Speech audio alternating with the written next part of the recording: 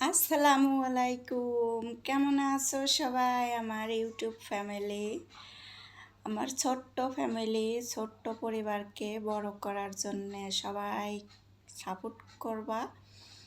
Support করার জন্য অনেক ধন্যবাদ।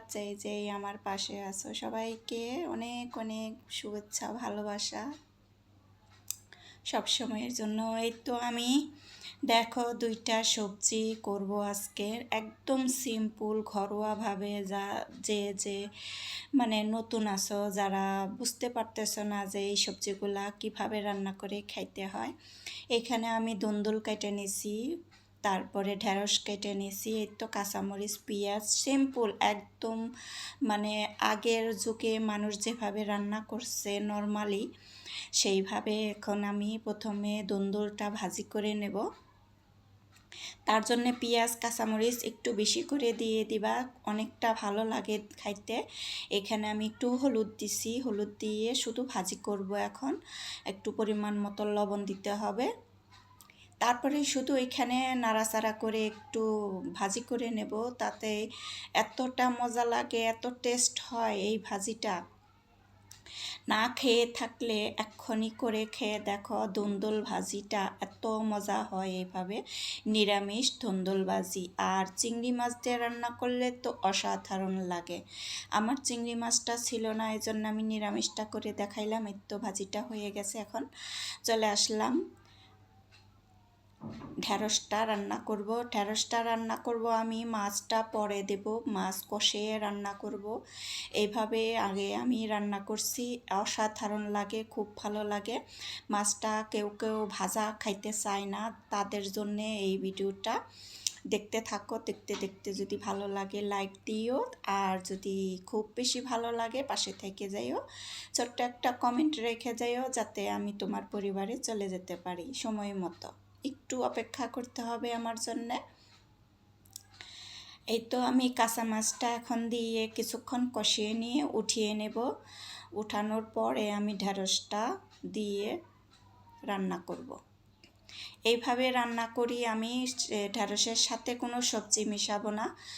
আর এই খালি ঢেঁড়সটা রান্না করলেই আমার কাছে অনেক ভালো লাগে। এই তো আমি মাছগুলা উঠিয়ে নিছি। এই তো দেখো, দেখতে দেখতে তো আমার রান্না প্রায় শেষের দিকে। এখন ঢেঁড়স রান্না করতে তো তেমন একটা সময় লাগে না, ঢেঁড়স আর বেশি সময় রান্নাও করতে হয় না। এভাবে আমি কিছুক্ষণ ভাজা ভাজা করে নেব ঢেঁড়সটা। প্রথমে একটু উল্টিয়ে পাল্টিয়ে ভাজা করে নিলে পরবর্তীতে একটু ঝোল দিয়ে পরিমাণ মতো ঝোল দিয়ে তারপরে রান্না করে নিতে পারো। এখন আমি অনেকক্ষণ এভাবে ভাজা ভাজা করে নেব। অনেক মজা হয়, কড়া কড়া ঢেঁড়সগুলা যে রান্না করলে ভেন্ডি এত স্বাদ হয়, এত মজা হয়। এই তো আমি পরবর্তীতে একটুখানি ঝোল দিয়ে পানি দিয়ে একটু মানে কষিয়ে নিলাম। তারপরে এখন মাছ দিয়ে তারপরে পানি দিয়ে সুন্দর করে আরও কিছুক্ষণ 10-15 মিনিট রান্না করে নেব। এই তো আমি ঝোল দিয়ে দিলাম, বেশি ঝোল দিব না, এখন তো আর বেশি রান্না করতে হবে না, এই জন্যে সব পরিমাণ মতো পানি দিয়ে মাছও দিয়ে দিব, তারপরে রান্না করে নেব কিছুক্ষণ।